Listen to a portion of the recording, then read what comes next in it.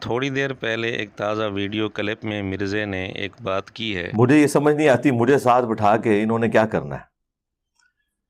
ہم نے اپنا مقدمہ عوام کی عدالت میں رکھا ہوا ہے، آپ بھی عوام کی عدالت میں اپنا موقف بیان کریں، اس کے بعد پبلک خود فیصلہ کر لے گی کہ کس کی باتیں قرآن و سنت کے دلائل کی روشنی میں درست ہیں اور کس کی غلط ہے۔ لیکن جب اسی عوام کا فیصلہ مرزے کی خواہش کے خلاف ہو تو اس وقت مرزے کا بیان کیا ہوتا ہے؟ ٹھیک ہے، اور پھر عوام تو کہے گی جی نوز باللہ مدیر صاحب ناسبی عوام کو کہنا عوام کل انعام، عوام چوپایوں کی مانند ہے، عوام تو پیدا ہی دوزخ کے لیے ہوئی ہے نا اکثریت۔